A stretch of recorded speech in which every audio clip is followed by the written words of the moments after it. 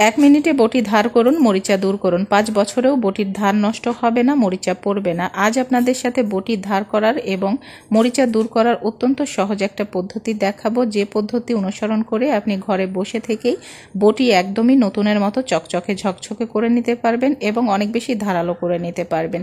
প্রথমেই দেখাচ্ছি বটির মরিচা দূর করার পদ্ধতি।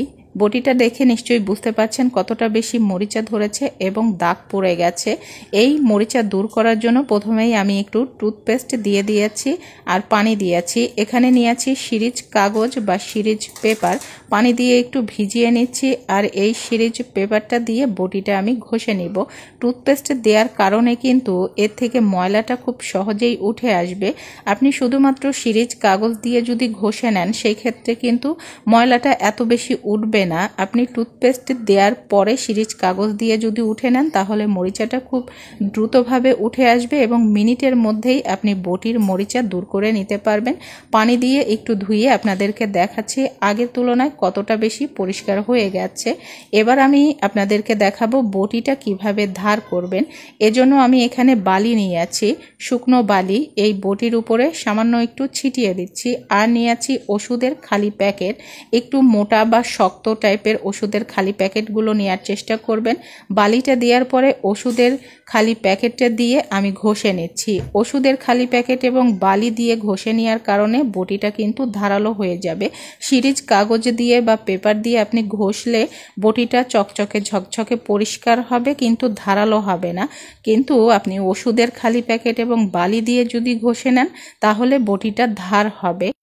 দীর্ঘদিন বটি যদি ব্যবহার না করা যায়, শুধু বটি না, দা, বটি, ছুরি, কেচি ব্যবহার না করলে রেখে দিলে সেটাতে কিন্তু মরিচা পড়ে যায়, জং ধরে যায়, তখন ব্যবহার করতে কিন্তু অসুবিধা হয়। সহজ বুদ্ধিটা যদি জানা থাকে ঘরে বসে থেকেই আপনি দা, বটি, ছুরি, কেচি সব কিছু কিন্তু এই পদ্ধতিতে মরিচা দূর করে নিতে পারবেন এবং ধারালো করে নিতে পারবেন। আমি ওষুধের খোসা এবং বালি দিয়ে বেশ কিছু সময় ঘষে নিয়েছি, মিনিমাম 40-50 সেকেন্ড আমি ঘষে নিয়েছি। এরপরে পানি দিয়ে ধুয়ে নিয়ে এসে আপনাদেরকে দেখাচ্ছি।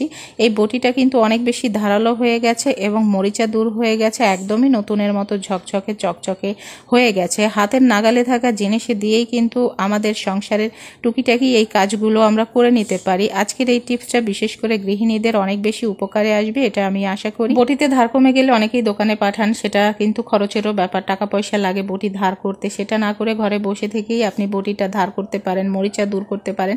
টাকাটাও সেভ হলো আর আপনার কাজটাও কিন্তু হয়ে গেল।